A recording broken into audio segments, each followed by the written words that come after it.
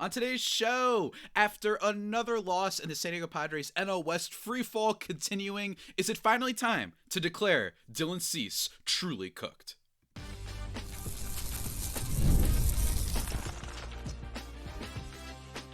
You are Locked On Padres, your daily San Diego Padres podcast. Part of the Locked On Podcast Network, your team every day. Greetings, ladies and gentlemen, and welcome to another edition of Locked On Padres podcast, which is part of the Locked On Podcast Network, your team every day for Tuesday, June 17th. As always, I'm your host, the San Diego Padres fan from New Jersey, and I've been covering this team for almost 6 years now for not just this podcast, but also various other outlets, including justbaseball.com, great website, chief among them. You can follow me on Twitter/X and Blue Sky at Javipeno, Javiipeno.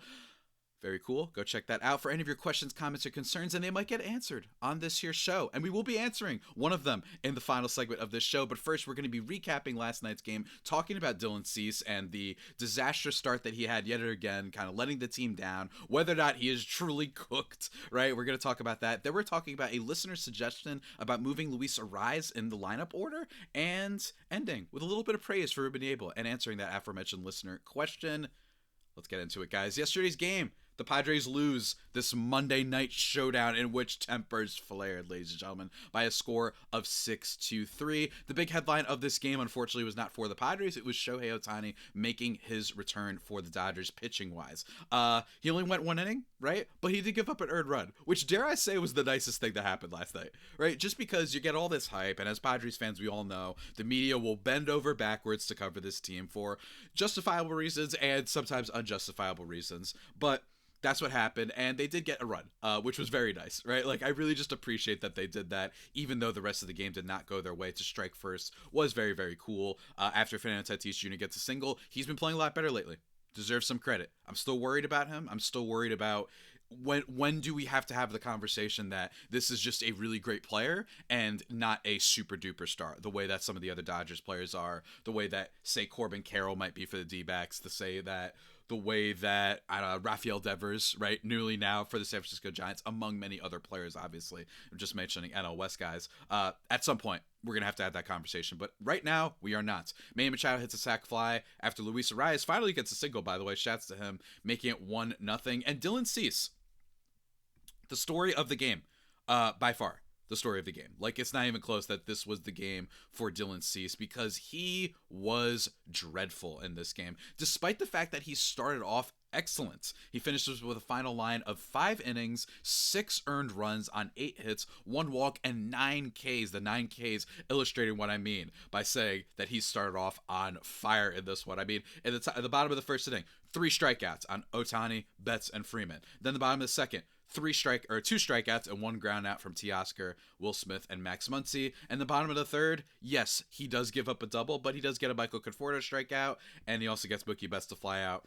And we're like, okay, this is okay. And then right after that, Xander Bogaerts hits a double, right? Very nice to see that from him. I joked on Twitter, maybe having his beloved, Rafael Devers just in the same time zone again is giving him strength, is giving him power. You know what I mean? I don't know. Whatever it is. But we believe in love on this show.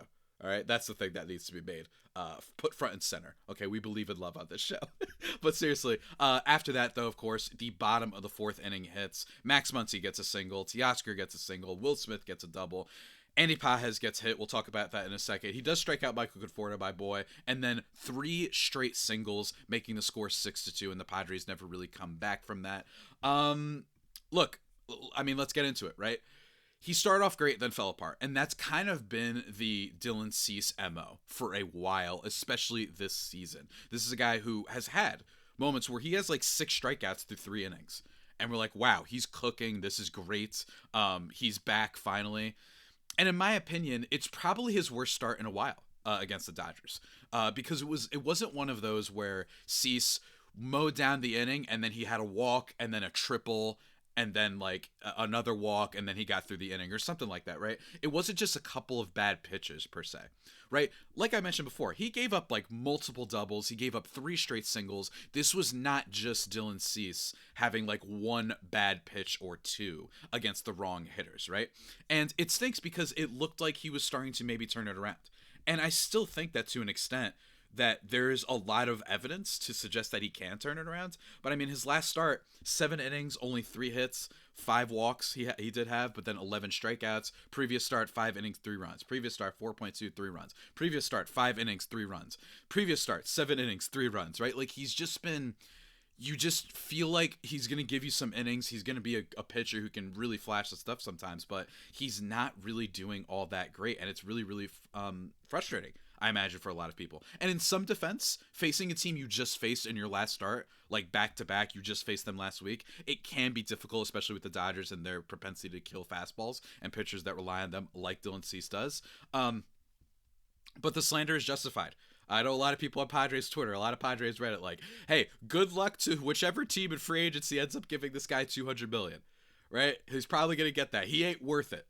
I will say, just one more time, to maybe defend him a little bit, the strikeouts are still awesome. I think that this is a guy who low-key could be an Aaron Nola type of pitcher, in which his ERA can fluctuate every other year, because when the slider isn't perfect, when the fastball isn't located as great, it's possible that his ERA could get bloated. But there are still very few pitchers out there that are going to have a near 30% strikeout rate and are going to pitch nearly 200 innings or whatever the way that Dylan Cease does. So that's why he's going to get paid. Sometimes you're getting paid just for what you can do for us during the season versus what I think you're going to do in the big clutch games. And if that's your question about Dylan Cease, then yeah, I would have a lot of hesitation signing him to a big deal. But if you're a team that already has a couple starters, if you are the Yankees, right, if they decide to just splurge on him, that I wouldn't hate that. I would be like, yeah, that makes sense. They're going to get Garrett Cole back. They have Rodon. They have Fried. Just set up a battalion of awesome arms in your rotation. I get it. But as your number one, this is exactly why it's hard to trust him. I will say, in terms of the top 15 pitchers,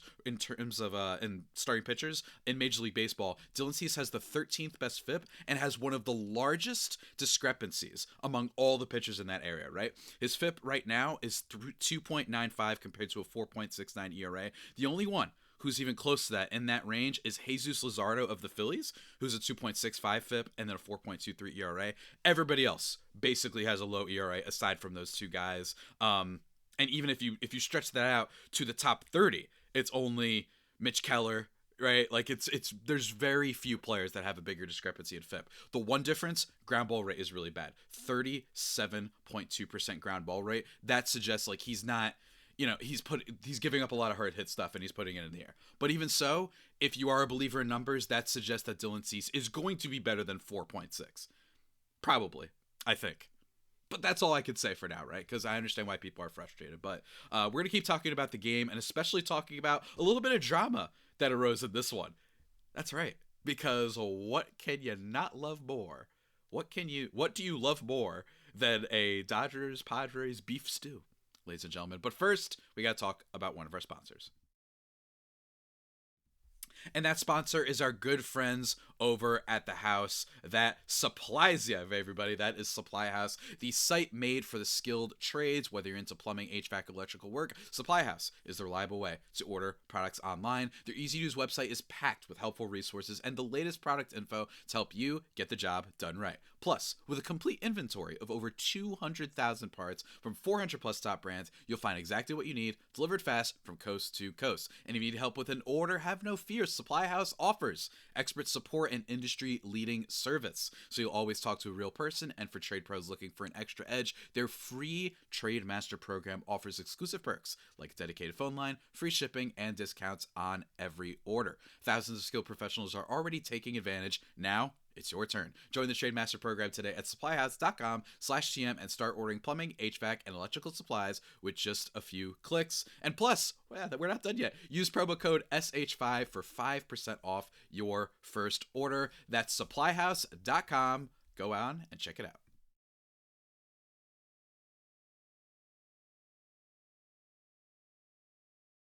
And just like that, everybody, we are back here thriving and vibing on Locked On Padres podcast. Let's continue recapping the final notes I have for the game because not much else, right? Xander Bogaerts, he hits an RBI double. That's nice. It was in the air, well hit. Cool.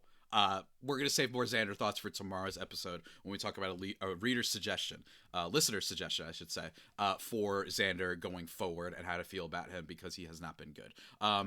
we have a moment in this game. In that inning in which the Padres were getting absolutely blitzed, the bad inning for Dylan Cease, and in which the Dodgers end up making him pay for this, he hits Andy Pages, tempers slightly fair. Pages looks at him with the evil eye, right? All that stuff. You see the Padres bullpen not leave the bullpen in the outfield, but they were like up against the wall, like waiting and stuff like that.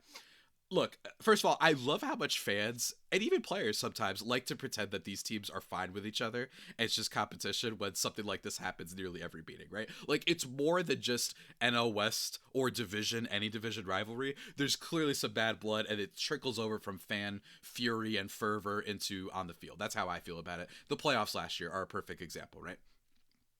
The playoffs were so crazy last year that the manager had to contrive a story and rely on media lackeys to push the agenda outwards and then call the Padres supervillains. But anyway, also, look, I think the Dodgers of all teams to take exception to getting hit, especially when it comes to the Padres, after the BS that they pulled last year. Beer thrown at our players, our best player getting hit, no one doing anything about it, calling us villains for some reason. It's totally justified that the Padres Padres fans should be like, what are we doing here, right? Like, why, especially Dylan Cease of all people, who's Mr. Meditation King. Like, I don't know why he'd want to hit somebody. The Padres just don't hit people, right? They don't hit people. And in fairness, I don't think the Dodgers do either. I just think that these two teams are so highly competitive and they're just trying to win. And in general, I just don't see beanball as prevalent in the sport as I think it once was. It's just not something that happens. Teams are like, I just want to win. Right, and I don't think Dylan Cease. Was there a little bit of a frustration possibility? Of course. Like, I can't judge someone's intentions, but if in terms of just what can we look at empirically, in terms of the scenario, you're trying to beat the Dodgers. You're always trying to beat the Dodgers. Why hit Andy Pages? Just doesn't make a lot of sense. And then he gives up 3 straight singles, so not great for him. Manny Machado, though, last good thing of the game. Pimp job on a solo shot. He's been carrying this Padres offense for what feels like an eternity. He is a fringe MVP candidate. Right, if you want to go on FanDuel and bet him at plus 6,000 or whatever the heck he's on, he's been amazing this whole year. He is back to superstar status. Can't ask for more. The home runs are finally coming too. I just wish there were more guys on base when he hit them, and that's not a shot because he's also been driving guys in at a decent clip as well. Leads the team in RBIs. So that's it. That's it, everybody. Let's talk about Luis Arráez, a member of the Just Baseball Discord, which I recommend everybody joining if you just want to talk ball with similar baseball degenerates, or you're a fan of the website or the podcast, whatever it is. You're a fan of myself, I'm in there talking with people. But someone by the name of Jay Scotch, as I accidentally moved my computer in a weird way, someone by the name of Jay Scotch actually reached out to me and was like, I have a couple of suggestions for changing up the Padres and whatnot. And I thought one was really interesting. I'm going to read what he said. Moving Luis Arráez down in the lineup, right? He said the catalyst for this move would be moving Arráez, a career 359 hitter with runners in scoring position, behind the Padres' 3 all-star bats. With no one on, his on-base percentage is .287, which is the 189th best mark in baseball. With runners on, his .302 batting average, which is the 48th best among all players in baseball, is much more valuable. In his current position, his chances of coming up with runners on is low. To start the game, Tatis is the only batter ahead of him, and the Padres have a .265 OPS. I think he messed this part up. This is crazy, but a .265 OPS out of the 8 and 9 spots, which is 4th worst in the MLB. I don't know if it's .265. That sounds way too egregiously low. That doesn't sound right to me, but bottom line is he probably meant it 4th worst in MLB, right? Out of the 4 spots, he will have ample opportunity to hit with guys on, as Merrill, Tatis, and Machado all have an OBP above 349. Luis Arráez is a one-tool player, and that one tool is really good and needs to be utilized to its best capabilities. Moving Merrill up to the 2 spot will also give him more at-bats, and since he is the better hitter, that's not a bad thing either.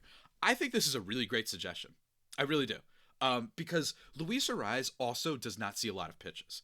As we've discussed on this show, it's not just that he only hits singles. It's not just that he doesn't hit power, right? It's that he doesn't walk, and there are times when he swings at pitches that you're like, what are we doing, right? And then you can hit into some double plays. He hasn't been doing that too much this year, but in general, he's just not adding too much there. And when you look at the overall numbers for Luis Arráez, this is a player with a 98 WRC+, and he's good for negative .4 F4 this year, which is the worst that he's had, by the way, of his whole career. Like, this is by far the worst he's had since 2020, and that was a shortened season. This is a bad player right now for the Padres because he's not hitting for power. He's not walking enough. This is the lowest walk rate of his career, 1.8%. Is he getting a little bit unlucky in terms of BABIP? Yes. He has a 267 BABIP this year. His career is 332. So maybe it's going to get a little bit better. But what I'm seeing is a player who's having his worst season with the Padres so far, and he's just not adding all that much, right? He's just not. He's a below average hitter right now because of the lack of power, and it's really frustrating to watch. So my thing is, why not mix it up a little bit? Let's change him in the batting order. One thing I'd like to add on to Jay Scott's suggestion is, what if they just moved him to third, right? Just move him behind Jackson Merrill and Fernando Tatis Jr. Jackson Merrill, high batting average guy. He can get on base at a decent clip, right? He can hit for power. I just think that the nightmare of having Tatis and Jackson Merrill potentially back-to-back bats, and both of them being speed guys, right? These are both guys that can run fast. I know they can't do it this series, obviously. This is more of a hypothetical, obviously. I know you guys know that. But he's a fast player. Imagine having Tatis and Merrill both on base. All of a sudden, a single or the right single could bring Merrill all the way to third, and it could, if it's second and third, both of those guys could score. I think that the possibilities are a lot more fun in that situation, in which Arraez's singles become more valuable because now you have two players that can either score or even just tag up, right? Merrill's fast enough that if you hit the ball a certain way, it's possible, right? Now, don't get me wrong, Arraez isn't going to hit the ball into the air that much, but it's just something worth mentioning that I think that this would do better for Arraez. And not to mention, he's performed really well third in his career. He has a 137 WRC plus batting third in his entire career. It is the best WRC plus mark of any spot in the lineup order, aside from fifth, in which he is pretty outrageous there. I just think that Schilt and management, I just don't think they're going to make a move like this. I hate it, but that's what it feels like. It does. And I want to finish this by reading a mailbag comment that I got yesterday that I didn't really finish from Tony Sue. Those criticisms of Arraez are really far off base. None taken to the big sacrifice in stats Arraez is making, batting second, which means he's almost always expected to sacrifice himself for the greater good every time Tatis gets on base, particularly starting games. I just think this is like... we got to have another conversation at some point about Luis Arraez discourse and how, like, I think people who love Arraez think that people who don't like Arraez are just super number grammar, jerks, right? Like the type of people who correct you when your spelling errors are off. I think that's what the Arraez thing has happened. And as he mentions, Arraez has advanced Tatis more than not, which is a big reason Manny is having a really good year. Practically every time Manny comes to bat with a runner on base, the base runner is in scoring position, so Manny doesn't have to score the runner from first. But getting runners into scoring position for Manny comes at a price, maybe 20 batting average points. That's exactly what's wrong with relying on stats to compare and evaluate. It typically can't account for situations and doesn't recognize the various odds for certain actions. At the end of any stats evaluation, it's important to lean back and eyeball how that player plays. I just don't understand this defensive Arraez. He is a negative 0.4 win player. Like, if you are going to disavow that entirely, not only do I think you don't follow and even care about statistics, and Tony Sue, I've seen his comments a lot, he likes statistics. He likes them when they fit his argument. I just think that with Arraez, if you're negative 0.4, it's probably not that everybody's just hating. It's probably that he swings at some of the worst pitches you'll ever see. He has the lowest walk rate, basically, in Major League Baseball. And there are times in which sacrifice for the greater good, what does that mean? No, sacrifice for the greater good is when Martin Maldonado lays down a butt, because he can't hit at all. Not when Luis Arraez hits a ground ball or a lazy, kind of easy pop-up to the left fielder that barely goes anywhere. Where is Tatis moving? What exactly is he doing? So to me, I think that the double trouble of Merrill and Tatis on base is so much more dangerous and could actually make Arraez better, considering that he's hit better out of the third spot his whole career. My worry, though, Schilt and Padres management, they have tended to not be, very Gabe Kapler-like, where they start doing experiments and tinkering with the lineup. I just don't think they're going to do it, right? Like, this is just a team that remains really stagnant, and I hate it, and I think they should give it a shot. I really do. I think that this would be awesome, and I think the numbers back it up. And Tony Sue, I don't know what else you're watching. I think everyone would agree. Arraez is not that good of a player, particularly right now. He has not been good for this team. He's actually been quite bad. Batting 270 and only singles and no walks, that is a bad baseball player who doesn't add speed and doesn't add defense. Not going to get re-signed, and you're going to be all very surprised by how little he's going to go in free agency if you're one of the Arraez cult defenders, I guess to call. Not to be too mean, though. But folks, we've got one more segment in which we're going to answer another listener question and talk about Ruben Niebla just a little bit. But first, we got to we got to talk about one of our sponsors in just a second, guys. Stay tuned. And folks, let me tell you, when it comes to communication, you need it. Because sometimes, even in the case of me, I don't even know how to segue into an ad read. But if you're running a business, you know that every missed call is money left on the table. Think about the last time you had a service emergency, burst pipe, whatever, right? If the plumber didn't answer, did you wait? No, you called the next one. That's why having a reliable business line is so important, and that's why you need Open Phone. Open Phone is the #1 business phone system that helps you streamline and scale customer communication, all from an app on your phone or computer. It's great, guys. It's great. Your whole team can share one number and respond to customers like a shared inbox, and no more, all right, who's handling this today? Nothing like that, guys. And they've got something for you. They got an offer for you. OpenPhone is offering Locked On Padres listeners 20% off your first 6 months at openphone.com/LockedOnMLB. That's OpenPhone, OpenPhone.com/LockedOnMLB. And if you have existing numbers with another service, don't worry. OpenPhone will port them over at no extra charge. OpenPhone, no missed calls, no missed customers. Go check it out.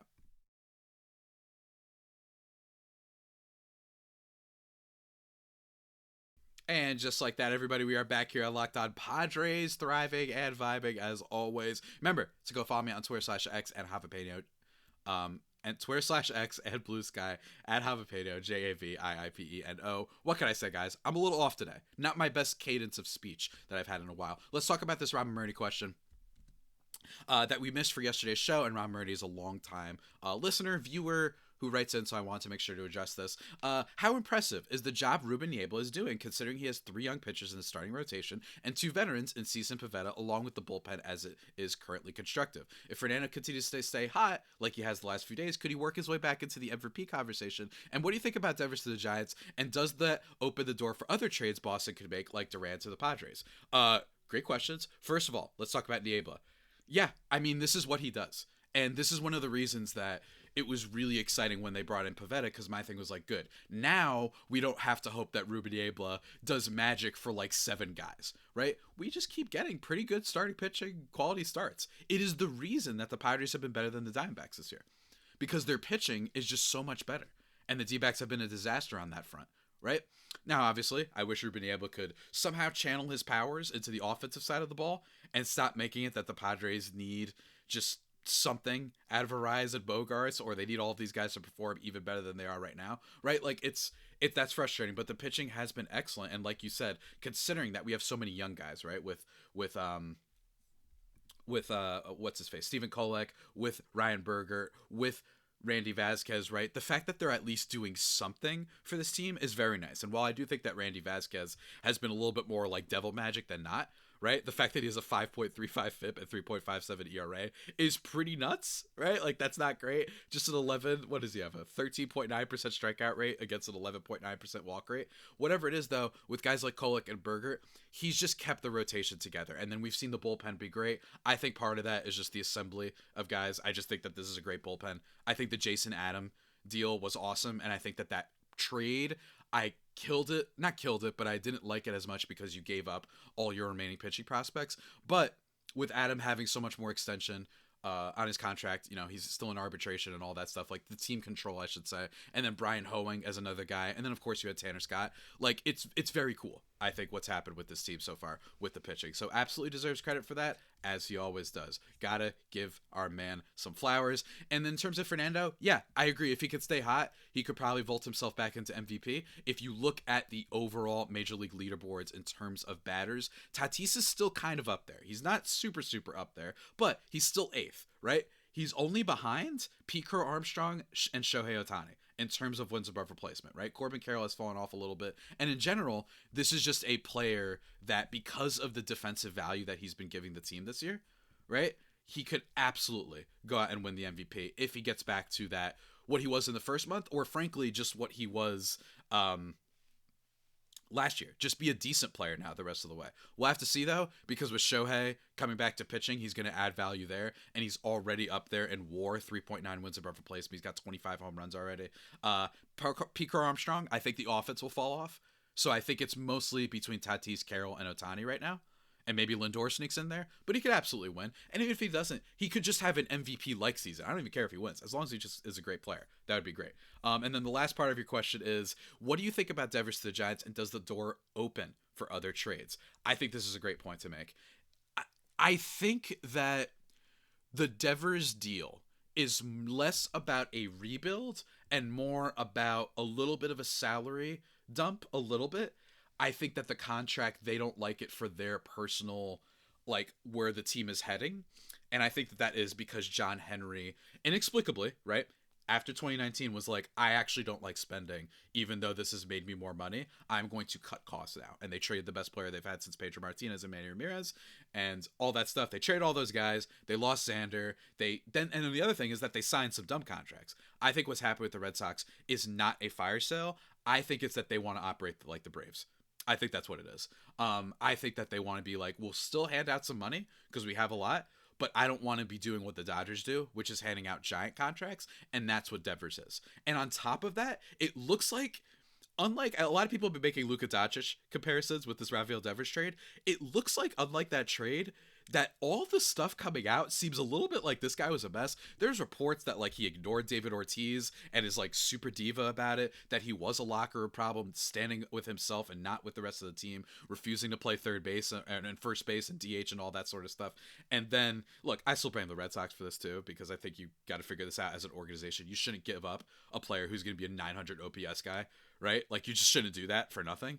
But I also think that there's just been a lot. Yesterday, reports were that the locker room was uppity, cracking jokes and all that. So no one was like devastated. And for a team that's technically still in it, you would think that giving up one of your worst bats, that the team wouldn't be elated the next day. They'd be kind of dejected and out of it, right? So maybe that was part of it too. But I think overall, they want to run their team like the Braves, where they spend a little bit, but not long-term, just little contracts and be well run, which basically means Red Sox fans have fun not winning for a long time. I know I just compared to the Braves, but I do think that overall, this strategy of spending, it's very hard to be reliable. The Acuna and Albies contracts were pretty unprecedented. 7 years, 35 for Albies, 10 years, 100 for Ronald Acuna. And then, of course, they give Matt Olson and Austin Riley their deals. So I still think that they're going to pay guys, but I'd be careful. I'd be very careful, right? Their current GM, I think, is cut from the Rays cloth. It might be, we'll spend a little bit, but we don't actually care about winning, which is one of the big problems plaguing Major League Baseball. The Dodgers are a problem too, but the Dodgers are a byproduct of the rest of these teams not spending, right? And for a team like the Red Sox that's worth, billions, it's really damning. So I don't think that's what it is, but maybe it means they're open for business. And here's the thing with Jarren Duran is he does have club control, right? So that means that's the type of player that the Red Sox would be more likely to keep. Especially now that they got rid of Devers. Maybe they can move their lineup around a little bit more. Maybe Marcelo Mayer, one of their top prospects, he's going to instead be their third baseman going forward. And then that means that they'll keep Jarren Duran. They don't need to make space for Roman Anthony and stuff like that, right? But he's got a club option next year, and then he's got arbitration 3 and 4 and an unrestricted free agent in 2029. I just think if this is about saving money, I think Duran is probably part of their future. But who knows? Maybe they're open for business. Preller knows more than me, so we'll have to see. But everybody, that about does it for today's edition of Locked On Padres podcast. Stay tuned tomorrow where we're going to talk about Bogarts, do another game recap, and something else extra special, a little secret that we'll save until tomorrow, guys. But until that next time, stay safe, and of course, stay faithful, my Friar Faithful homies. Take care.